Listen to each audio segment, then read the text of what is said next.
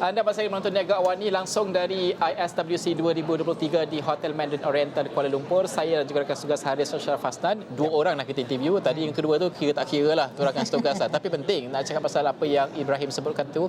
Data-data ini. Clam Sandwich Indonesia, apa dia panggil? Club. Club. Dia jadi sandwich club lah sebab dia dah berlapis. Berlapis-lapis lah. Siapa yang biasa makan sandwich tahulah berlapis tu. Ini realiti bagaimana untuk melihat perkara ini. Tapi bukan itu saja isunya. Ada banyak lagi isu lain yang mendominasi kan. Kalau sebenarnya terutamanya kalau kita bercakap soal pekerja, sebab kerana pekerja ini adalah penyumbang kepada produktiviti negara. Macam mana kalau tak sejahtera pekerja, macam manalah produktiviti negara itu akan meningkat. Jadi bersama dengan kami bersiaran dari Mandarin Oriental Kuala Lumpur bersempena dengan ISWC 2023 ini adalah Encik Muhammad Effendi Abdul Ghani yang merupakan Presiden Kongres Kesatuan Sekerja Malaysia MTUC. Encik Effendi, terima kasih sudi bersama dengan kami, terlibat sebagai peserta juga sama-sama dalam kongres ini kerana difahamkan seperti yang dimaklumkan Encik Indonesia KWSP tadi menyebut bahawa bukan sahaja maksudnya mereka yang majikan dan sebagainya, pekerja, penggubal dasar juga akan terlibat dalam persidangan ini. Pertamalah dalam kita membuka perbincangan kita lah, sejauh mana pentingnya platform sebegini kerana ini menghimpunkan pelbagai pihak, melontarkan pelbagai idea dan juga buah cadangan fikiran untuk dilaksanakan. Bagaimana platform di peringkat antarabangsa seperti ini dapat menentukan hala tuju dalam pelindungan sosial, kesejahteraan, terutamanya dalam konteks pekerja, Encik Effendi? Macam bagi MTUC kita lihat kesejahteraan tu perlu ada kesedaran sebenarnya. Nak mensejahterakan rakyat, tu mensejahterakan pekerja tu kita perlukan kesedaran.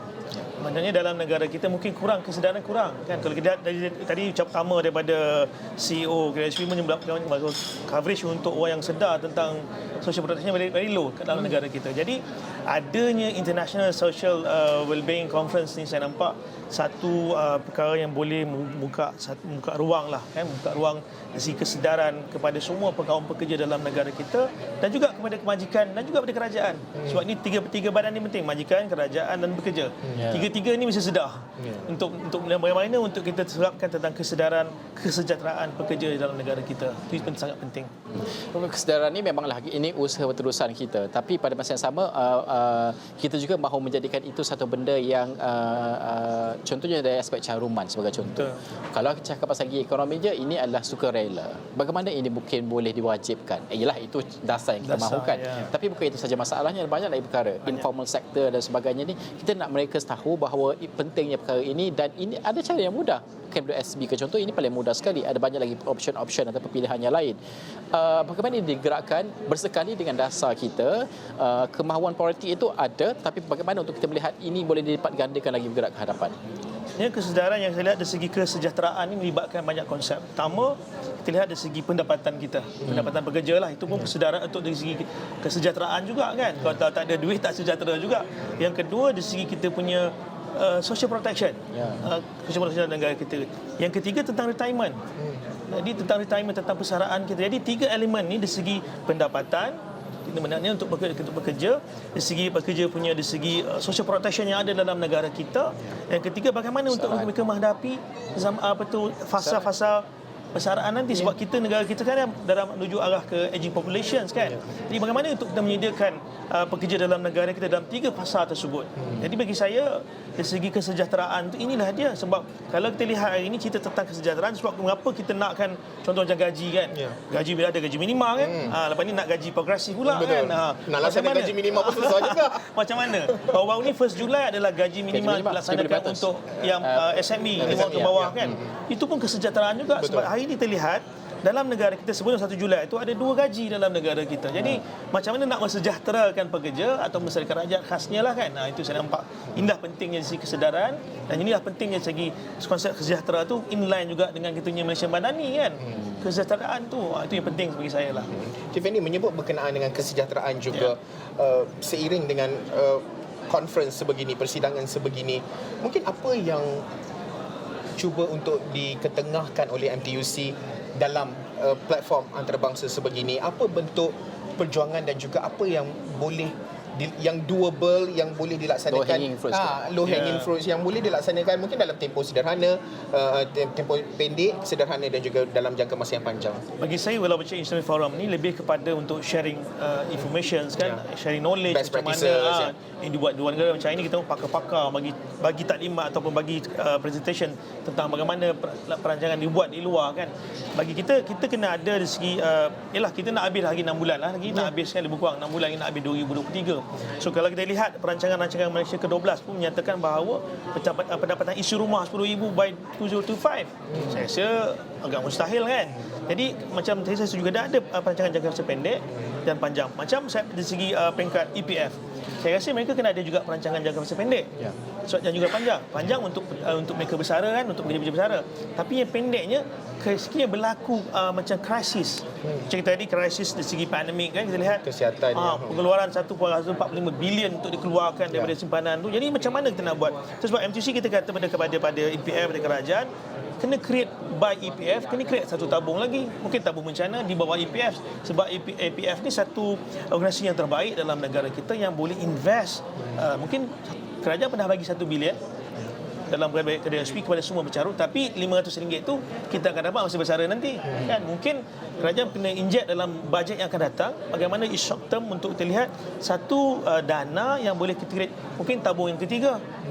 Tabung ketiga tu mungkin boleh membantu mana-mana pekerja terkesan dalam mana-mana krisis yang boleh mohon kepada EPF. Jadi itu benda yang saya rasa is a short term punya perancang kena ada. Dari segi long term of course lah, kita punya caruman hari ini kita ada 11% pekerja, 13% daripada majikan. So 24%. Mungkin ada cadangan supaya menaikkan supaya mungkin pergi kepada 5% daripada untuk majikan. Tapi bagi M2C sebenarnya perkara pokok kat sini adalah gaji itu sendiri, pendapatan itu sendiri. Itu perkara asasnya. Pokok dia lah, pokoknya. fundamental issue dia kan sebenarnya. Mungkin dalam bentuk pindaan akta pula bagaimana? Apa yang mungkin boleh doable, yang boleh dilakukan pada ketika ini, terutamanya dalam nak mensejahterakan pekerja, pada masa sama meningkatkan ataupun cakupan perlindungan itu lebih luas, terutama dalam konteks pasca COVID-19 kita nampak pekerja dalam sektor gig dan sebagainya. So dalam pindaan akta negara kita ni, alhamdulillah saya rasa pindaan terbaru ni, pindaan akta pindaan 2022 ni baik. Sebab dia merangkumi semua keseluruhan. Dah ada sexual harassment punya lepas tu dah ada post labor punya isu dalam tu, lepas tu bagaimana kita menaikkan kitanya social protection kita, contoh macam hadah bersalin untuk maternity, paternity untuk husband, dan macam mana waktu bekerja kita kurangkan sebab ini well-being kan. Kita kurangkan 45 jam kan. Jadi tetapi bagi industri gig pula, mereka ni tak terletak di bawah akta kerja. Ini yang perkara pokok yang perlu kita rungkaikan. Bagaimana untuk kita memastikan bahawa pekerja-pekerja gig ekonomi ini boleh kita masukkan sebagai pekerja tetap. Ini satu kontrak for service atau kontrak of service. So, sebab kita lihat baru-baru ni dia menyampaikan memorandum kepada Timbalan Perdana Menteri untuk kita wujudkan Suruhanjaya ekonomi gig. Sebab hari ini dari segi kesejahteraan mereka memang tak terjaga, tidak ada pihak-pihak yang menjaga mereka. Maknanya dari segi mereka punya commission, majikan dia boleh turunkan sesuatu hati. Jadi ini sebenarnya melibatkan tentang kesejahteraan juga kan. Jadi ini saya rasa inilah isu pokok dalam gig ekonomi ini, bagaimana untuk kita mengawal mereka. Banyak-banyak untuk social protection dah ada lah, tapi mereka tak ada simpanan KWSP.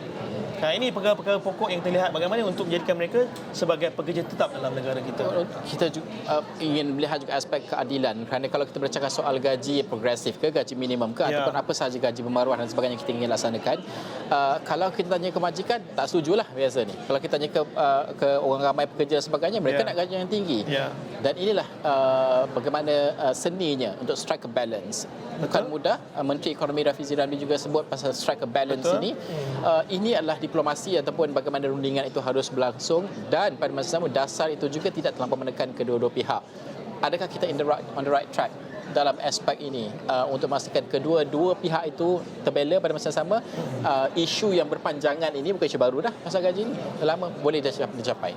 Bagi MTC sebenarnya kenapa kita perlu juga gaji minima dalam negara kita supaya to avoid mana-mana pihak majikan yang akan buat diskriminasi gaji lebih kurang daripada 1,500 kena ada.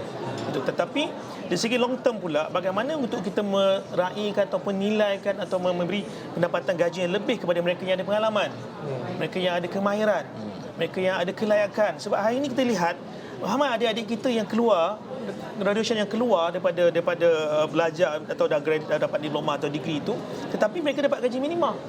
Kan itu antaranya. Ada juga mereka yang telah bekerja 10 tahun, 20 tahun, mereka tetap dapat gaji minima juga.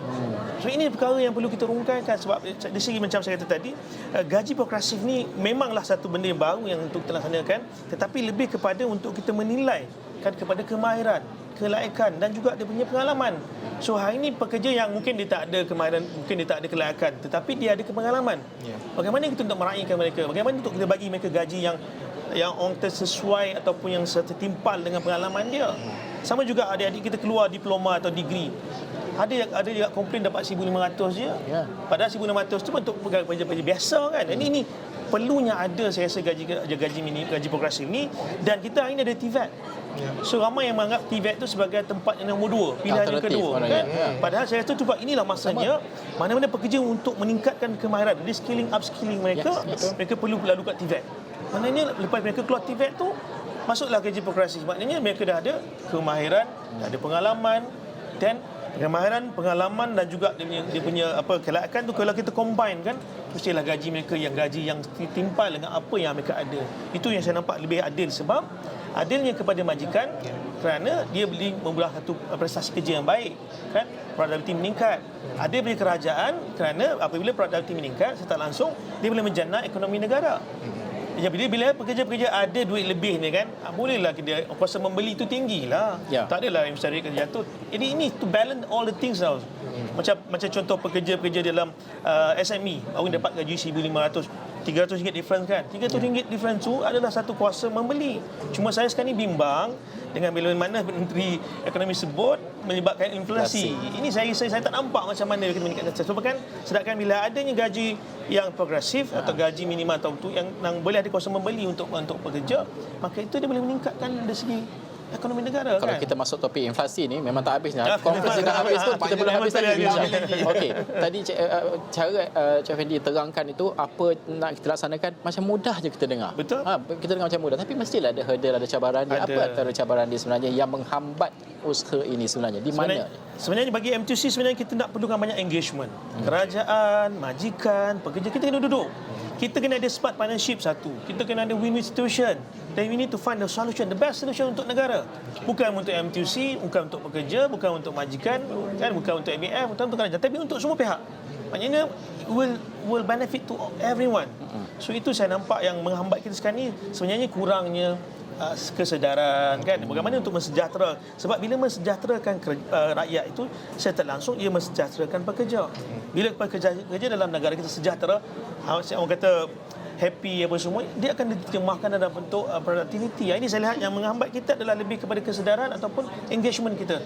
Tiga pihak inilah perlu bersama-sama. Menyebut berkenaan dengan kesejahteraan dan juga produktiviti. Apabila nak laksana gaji progresif ataupun yalah macam kita ambil contoh SME, majikan dah bagi ekstra 300 dah ni contohlah daripada 1,200 dia naik 1,500 dah ekstra 300, mestilah kena naik produktivitinya. Betul. Okey, dah naik produktivitinya itu apa bentuk ataupun yang boleh lagi nak dilakukan? Kerana kalau kita cakap dari segi nak kerah pekerja ni buat kerja ni, kalau ikutkan non-stop lah kerjanya, kerja tak pernah habis. Orang cakap kerja tak pernah habis, kerja tak pernah habis kan pekerja. So dalam nak strike balance antara work-life balance dan juga kita pada masa sama kita nak meningkatkan productivity, mental health juga satu perkara, stres stres dan sebagainya. Betul. Apa bentuk pendekatan yang mungkin boleh dicadangkan dan juga mungkin boleh dilihat dalam kita nak memastikan bahawa kita mempunyai gaji yang progresif, kita mempunyai tahap kesihatan mental yang baik. Betul. Pada masa sama produktiviti kita juga berada di tahap yang baik, bukan sahaja untuk syarikat, malah untuk negara. Saya lihat kalau kita lihat dari segi bagaimana kita ubah waktu bekerja kita. Dulu kita kerja 48 jam seminggu kan.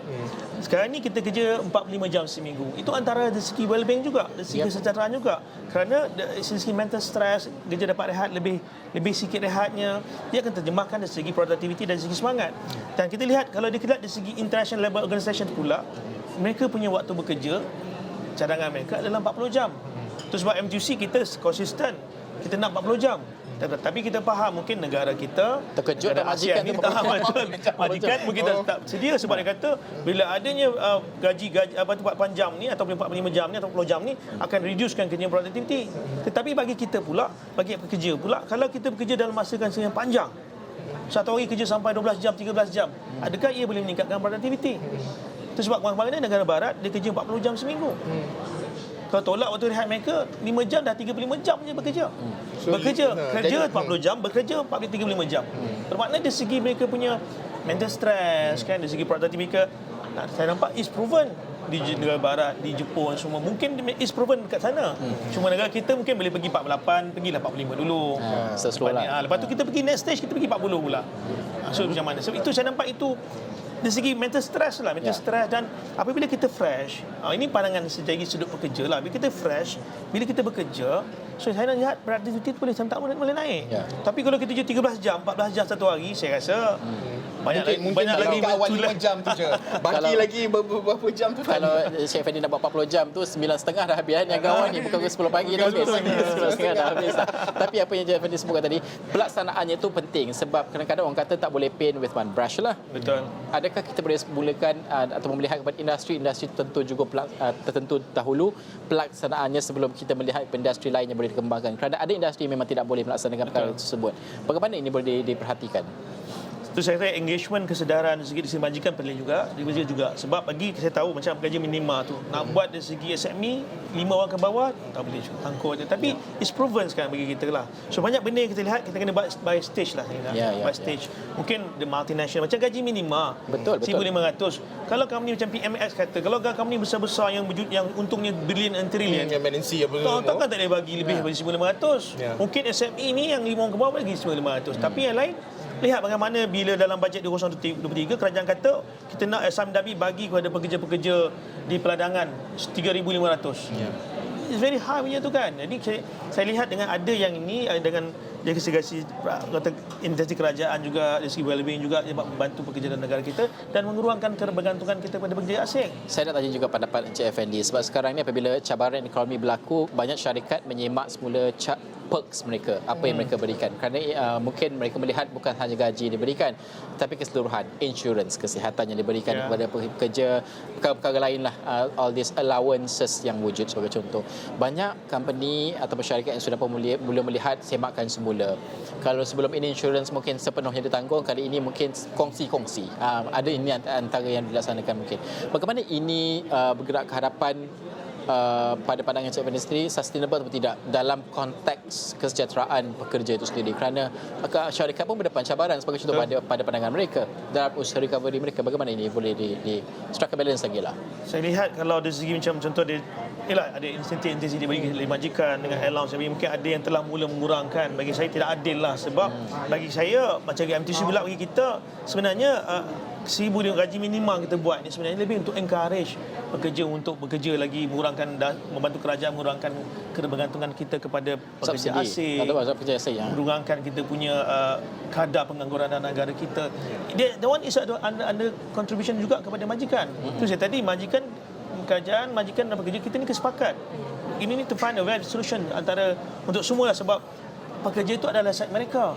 Jadi kalau mereka mengurangkan benda-benda yang faedah yang ada kepada pekerja tu, secara langsung dia akan orang kata demoralize pekerja tersebut.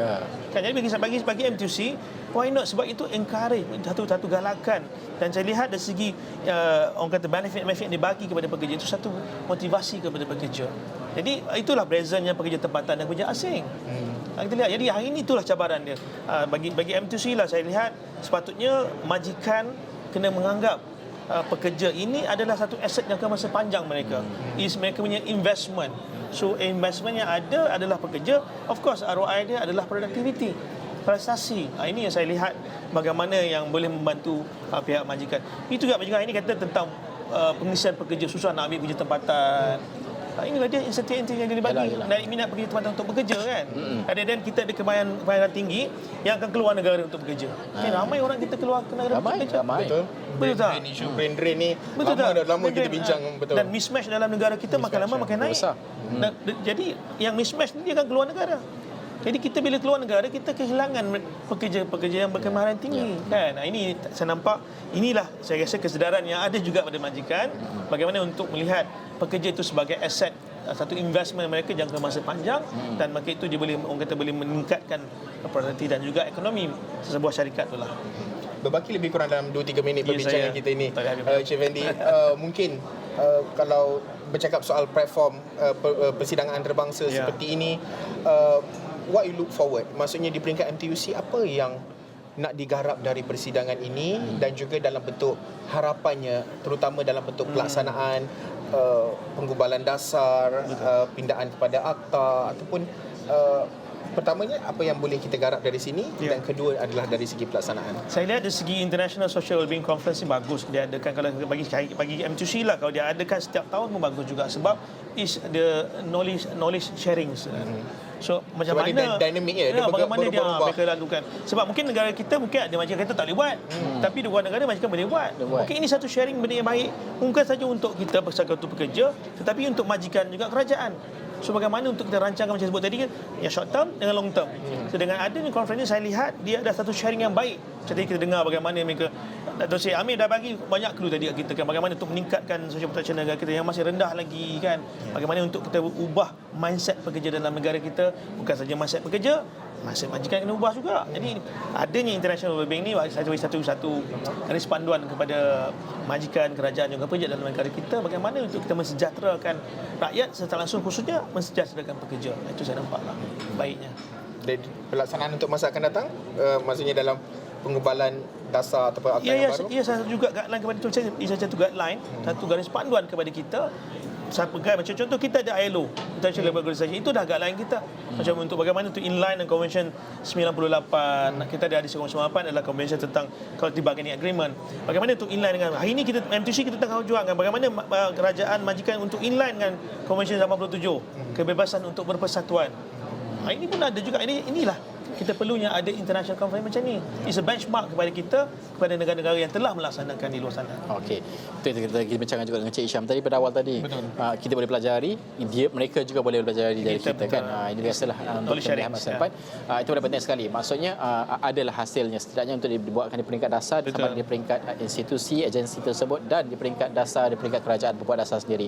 Baik, itu menutup tirai untuk niaga awani, tapi bukan menutup tirai ISWC ini. Dari masa ke masa kita akan bawakan perkembangan lanjut. Pantau belanjawan jam 11 pagi ini akan juga bersiaran secara langsung dari ISWC bersama dengan tetamu kita, dan Buletin Awani pukul 12 tengah hari.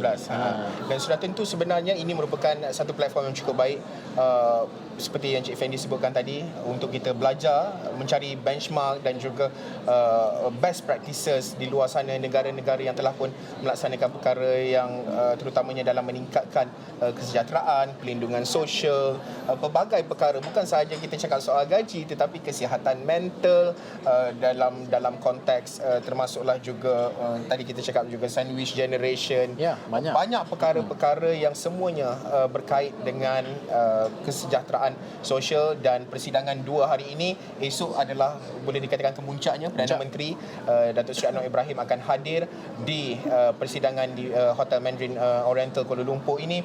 Dan sudah tentu kami di Niaga Awani akan terus membawa perkembangan terkini dari semasa ke semasa, update cerita-cerita menarik apa yang berlangsung, topik-topik hangat, dan juga agenda Awani juga akan ada rakaman di sini untuk bawa update perkembangan terkini bersama dengan tetamu-tetamu membincangkan isu berkait dengan pekerja. Baik, terima kasih sekali lagi Encik Muhammad Effendi Abdul Ghani, Presiden Kongres Kesatuan Sekerja Malaysia MTUC, berkongsi pandangan dan juga cetusan idea menuju ke hadapan dalam pelindungan melibatkan kesejahteraan pekerja. Okey, kita tutup dahulu tirai untuk Niaga Awani, tapi selepas ini jam 11 pagi insya-Allah bertemu lagi dalam Pantau Belanjawan 2023 dan juga Buletin Awani jam 12 tengah hari. Sekian saja, saya Najib Arif dan juga rakan tugas Haris Ashraf Hasnan.